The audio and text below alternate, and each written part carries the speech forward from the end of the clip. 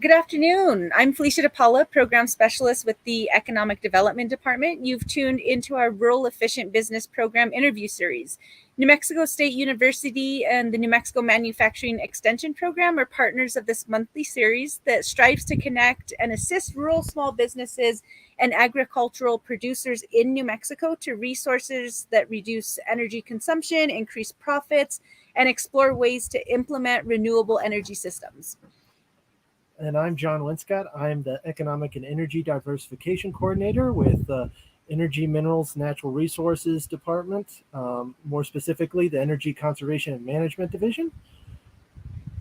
Awesome. Well, we are in Chimayo today, and I'm going to be cheesy. We stopped to smell the flowers. We are at Mini Falls Farm in one of the most beautiful towns in New Mexico, close to my heart. So thank you so much for having us. We're joined by owners Lindsey Cavaness, and Mykel Diaz. Lindsey and Mykel grow specialty cut flowers, making seasonal floral designs in their passion. Lindsey and Mykel's main priority is using all organic practices as they farm in order to protect wildlife and land while enriching the soil. So we had the opportunity to get a brief tour of the farm, but unfortunately, because we are in rural New Mexico, we don't have the best Wi-Fi. So behind Lindsey and Mykel, you can see some of the greenhouses and the flowers, and absolutely beautiful. Wish we could zoom in closer, but we will post a video later today.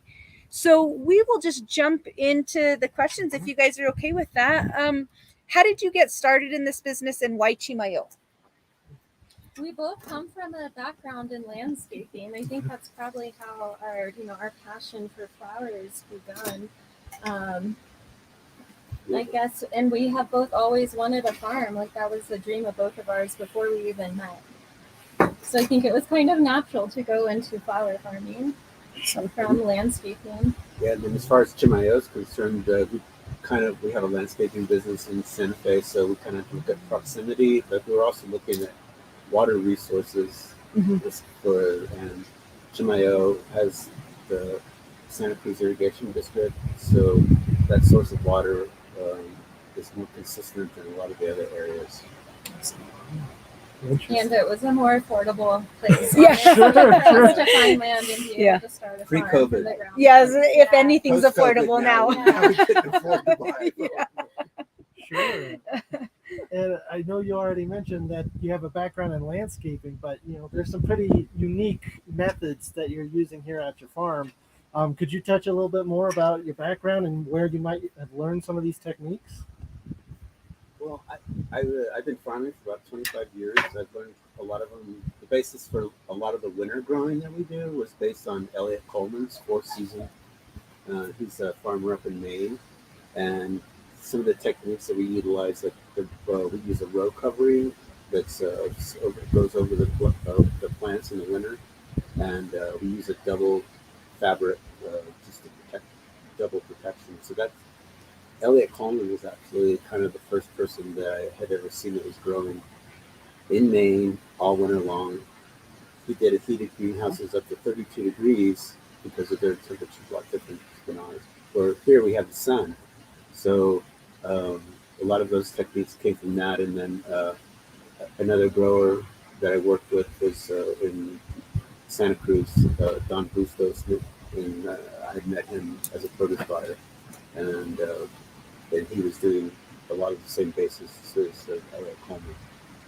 So how many Sundays are you actually getting a year? I'd say almost 90%. 99%, I think, Wow. pretty much.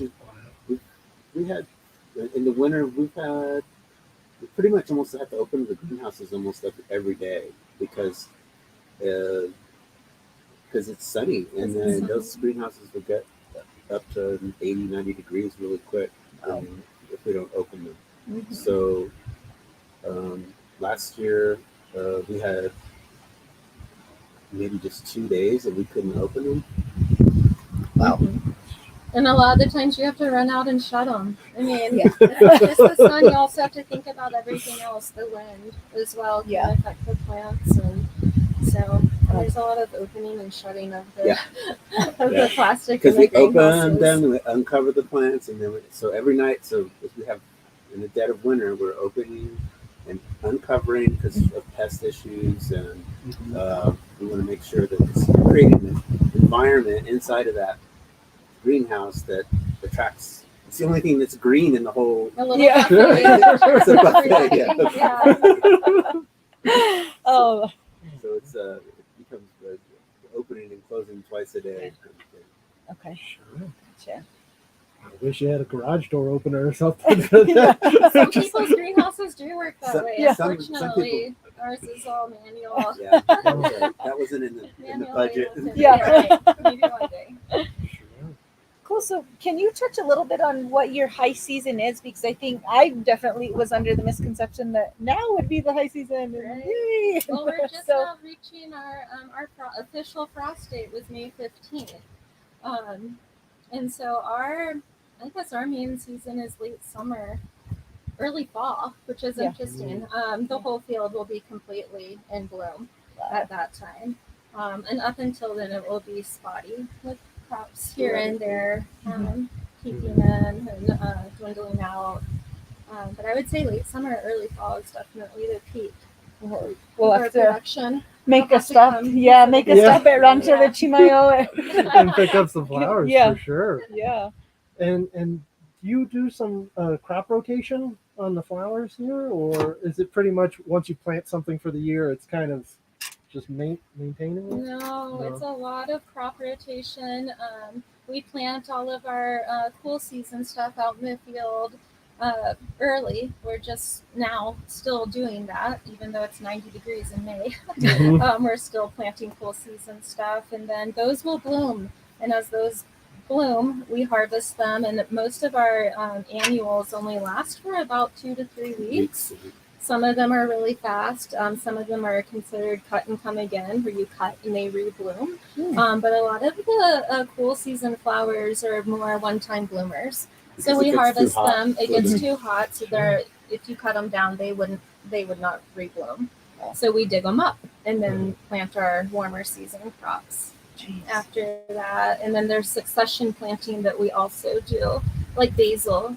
We'll plant basil really soon, and then I don't know, a month or so later, we'll plant another round of basil.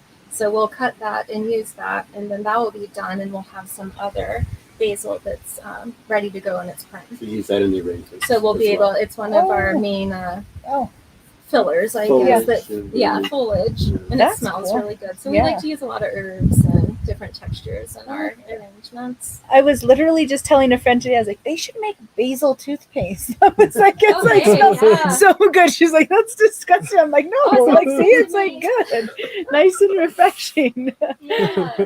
So, how much are you producing, and how do you gauge that? Like, are you seeing as the years progress, you're getting more product or less, or is it staying the same? We've learned a lot over the years. Like, wow, we planted way too much basil this Yeah. year. Like, there's no way we can sell that much basil. Yeah. So every year we're learning and experimenting, and I think that changes how much we. It also depends on the weather. Yeah. It depends on the weather, yeah. But I think that changes kind of our plans. Like, okay, next year let's produce this much of this and less of this and more of that. So it varies every year depending on our market. Also, like floral designers like different colors than the grocery stores like. They like real bright colors, and the designers like lighter, paler, more romantic colors. Blush is the main color in the floral world. So if like when the pandemic hit, we didn't have a lot of weddings and events. They were all canceled. So then we did more retail sales and also more grocery store sales. Okay. Therefore, it was more colorful. The subscriptions. And that type of thing. So it was direct to your home.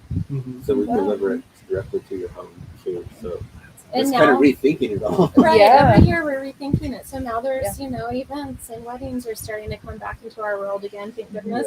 And so we'll probably, this year we grew a little more of the lighter colors and different varieties. So of flowers. is it kind of like the fashion industry almost, where like there's like a trend coming up this year, and you kind of got to be ahead of the curve so you know what to do? Pinterest. Pinterest, Pinterest. There is That the makes sense. Pantone color in the fashion industry Oh, and okay. whatever. Right. In general, and I always take a look at that, but no. Yeah. I mean, dried flowers are a thing that come and go, and people Mhm. incorporate dry floral in with the fresh floral, Mhm. or just dried. Sure. But we don't do a lot of dried stuff because it's not one of our favorite things. So we Yeah. actually don't really look at the trends so much as to what we enjoy growing, Yeah. kind of what we enjoy looking at and being around as well. Yeah. Oh my God. So you were sharing a little bit about, this is about an acre of land. You said, what condition was it in to get it in this good condition that we now see it? So in 2015, we purchased the farm, and all the back acreage was cactus and about 30-foot Chinese elms, and it was just a thicket of trees, basically, and cactus. So It hadn't been farmed since the 60s. Oh, And so it was really So it'd been overgrown. neglected, and and nobody had ever farmed it in all those years. So then I hauled out all the cactus out of there first, Truckloads. truckloads, like Wow. 8 truckloads of cactus, and then we had a crew come in and lock all the wood, all the Chinese elms for us, and make firewood for us, and then made a bunch of big seculatillas for us for the fence. That's So we utilize the wood as much as we can. We still have a little We're stacks. still burning some Yeah, of we the wood still have from a the stash field of 7 wood years still. ago. wow. And so then I found a local guy here in the community that had a backhoe, and he dug up all the root balls and put them all along the west side of the field.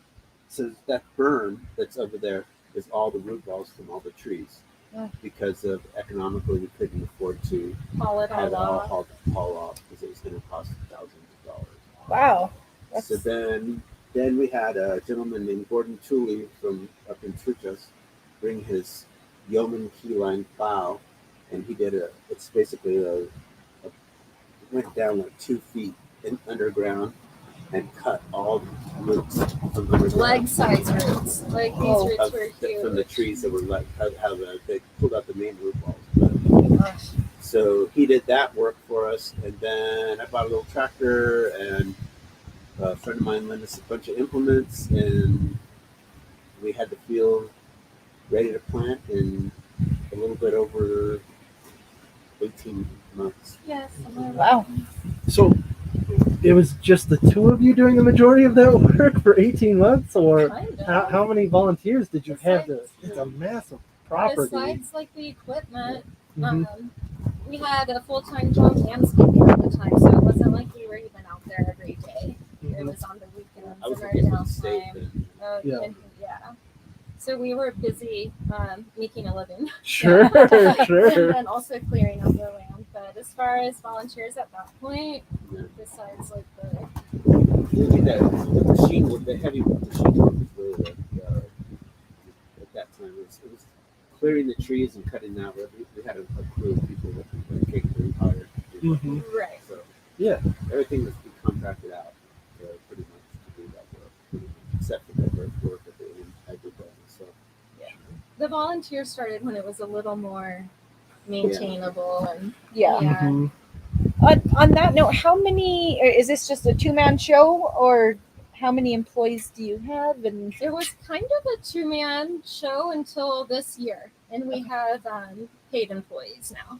But in the past, we did have volunteers that people from the community would see us on Instagram and reach out Great. to us, or friends who really supported us and wanted to see things moving along Yeah. and be a part of it. People want to weed. Yeah. It surprises me. some Like- people think it's like we call it a glamping Glamping. workout. You know, Wow. it's like you're luxurious to work on a flower farm. It's like, well, It's still hey, farming. get on your knees and here's a hoe and Yeah.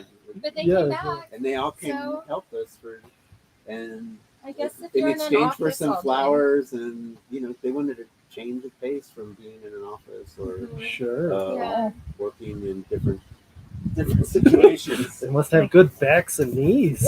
Yeah, they did. Makes me feel lazy that I'm like, oh, I don't. Athletic.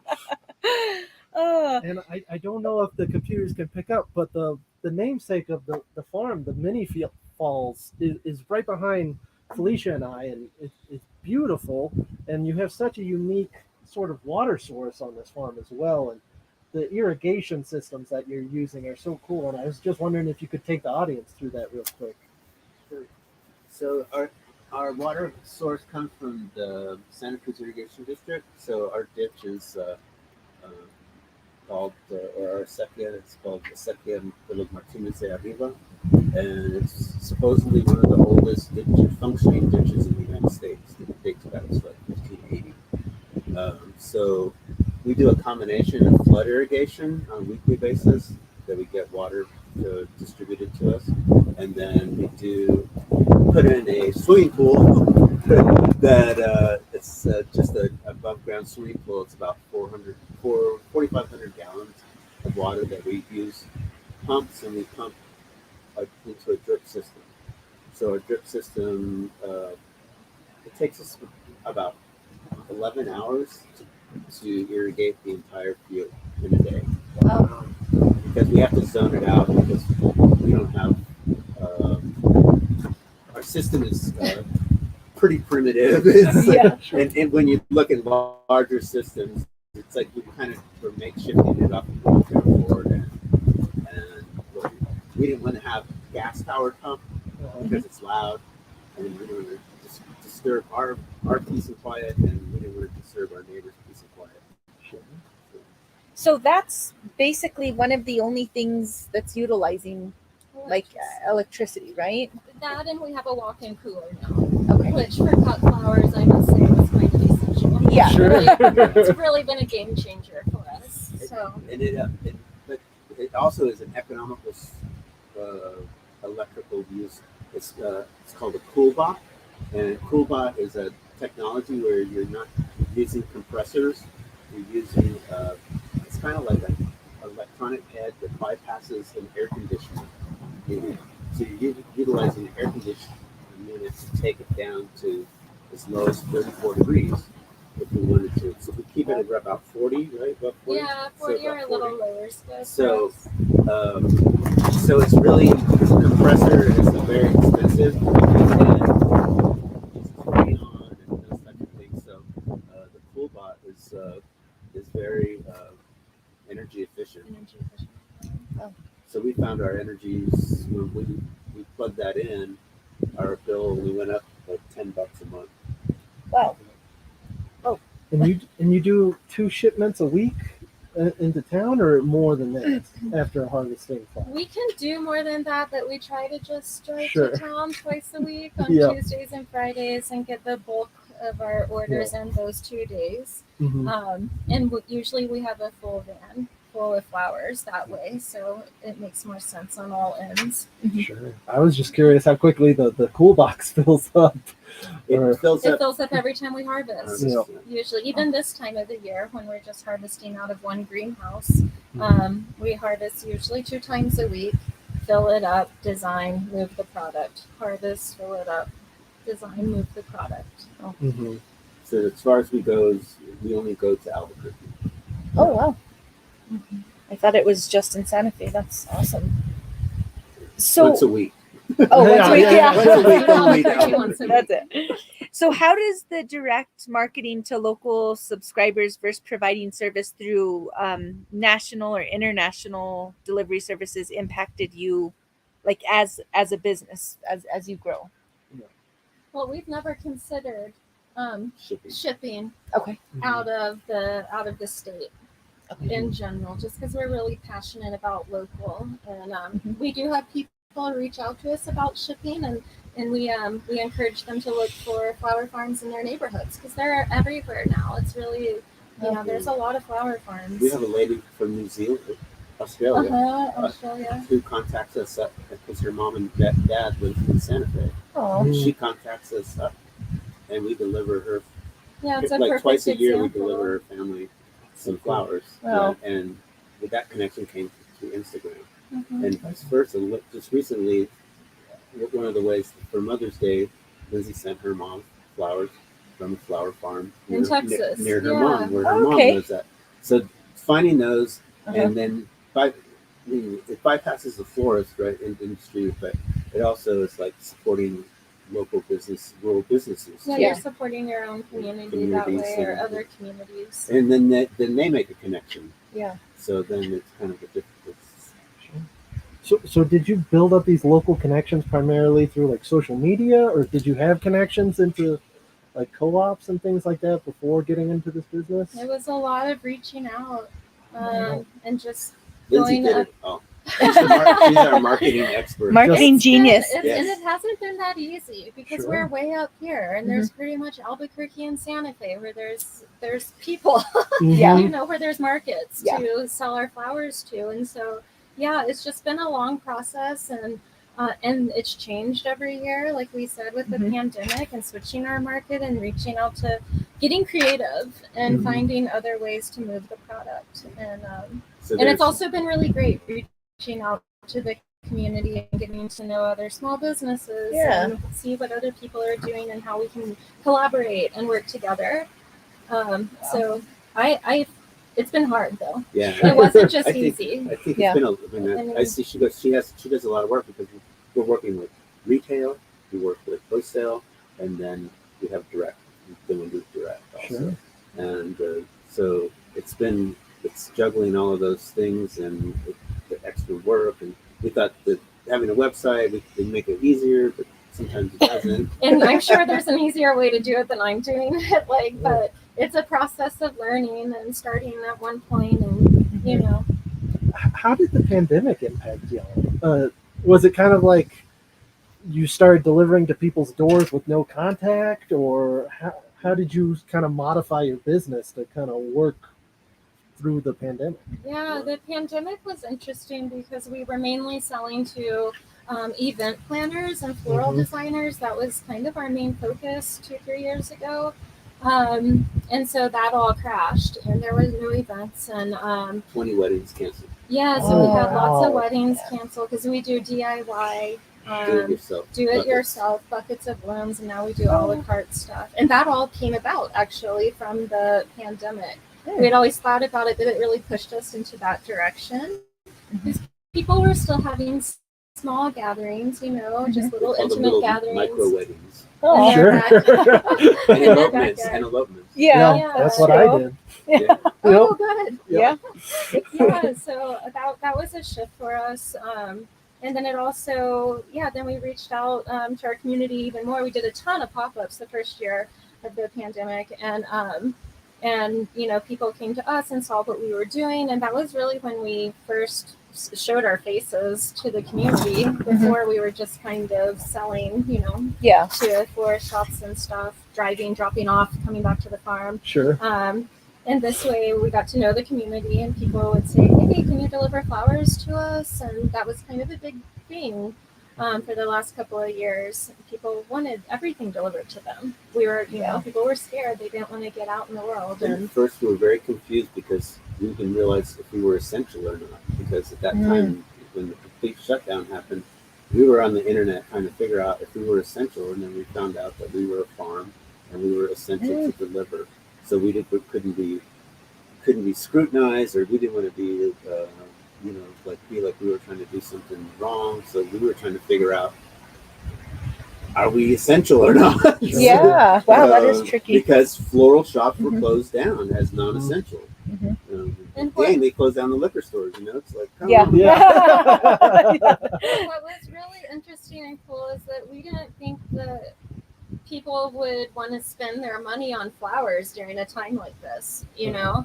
And what was fun and really great to find out is that people need flowers in their life. It brings them comfort and joy and happiness, and people were sending flowers to loved ones from us. We were delivering a lot to homes, and so it felt good to know that what we're doing, even though it's just cut flowers, it does make a difference. Makes people smile. Even during a pandemic, people want Especially flowers. during a pandemic. Yeah. It's like it got so dark for Right. a long time, and But That's awesome. It's kind of so cool that you all were able to kind of pivot during such a Mhm. difficult time and kind of open yourself up marketing wise.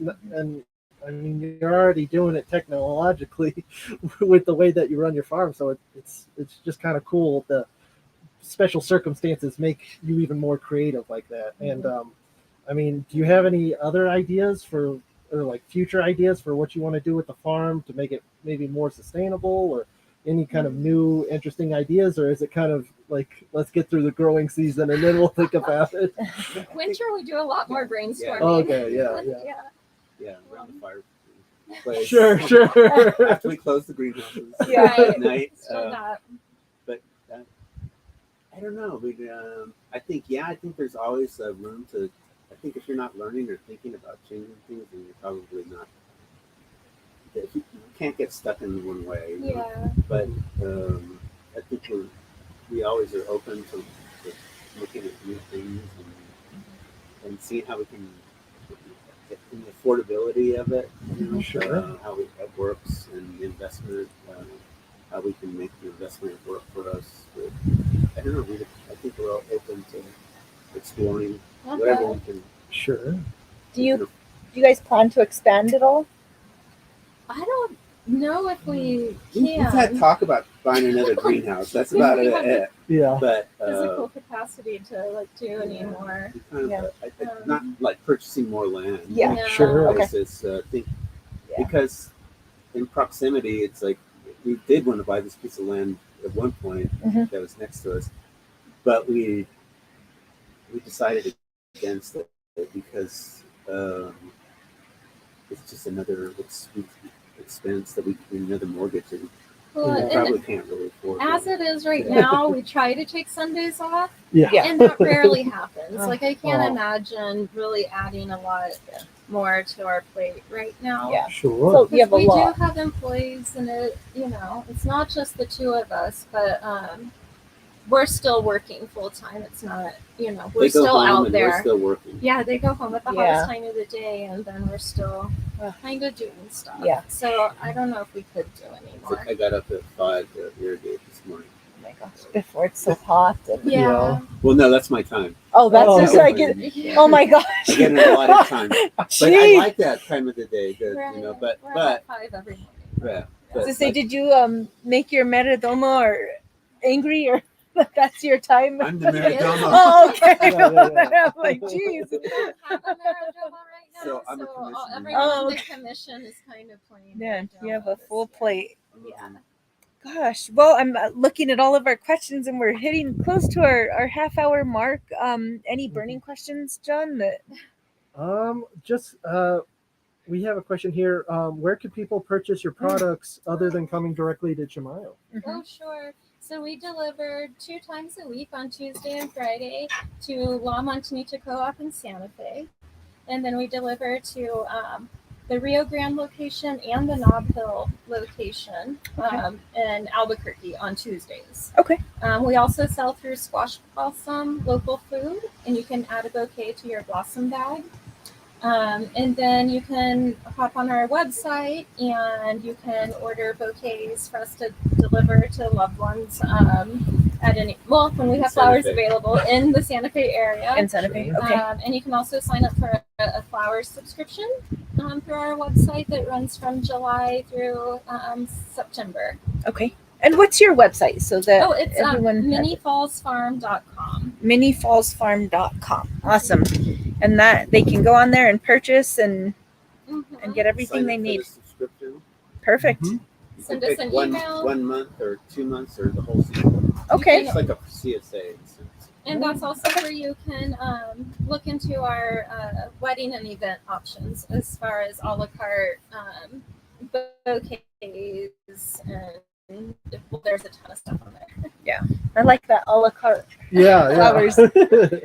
Well, awesome. Thank you so much for allowing us to come out here. It's nice to get out of buildings and get out of your house, and this has been beautiful. Again, we will post a video and do a quick walkthrough with Mykel and Lindsey, and we'll get that posted on our Twitter and Facebook. So thank you so much again. Quick thank you to our partners at NMMEP and NMSU. For any no-cost energy assessment needs, please contact Jalal Rastagari at NMSU and Jennifer Sensabaugh at NMMEP. I wanted to share a quick breakdown of how the Rural Efficient Business Program works. A lot of businesses have the idea to work towards reducing energy but don't know where to start. So a great start is logging onto our website. We can connect you with businesses like Mini Falls Farm, and they can offer some advice and feedback to where to get started. Identify what it is you're interested in, and then utilize our resources page and reference past interviews. And finally, connect with me. Feel free to reach out to me. It's feliciaf.depaula@state.nm.us. I did want to highlight that we all know that northern New Mexico is really struggling right now with wildfires. There is a New Mexico Fire Relief Emergency Response Fund. This was established to provide relief to residents evicted by the destructive fire in New Mexico. I am going to post a link, and please donate if at all possible, and just help our fellow New Mexicans who are struggling right now. So we feel really honored that we were able to visit with a northern central business this month, and it came at a good time. So thank you again, Lindsey and Mykel. This has been an awesome visit. Join us next month. We'll be in Tucumcari. So everyone have a good day, and thank you so much for tuning in.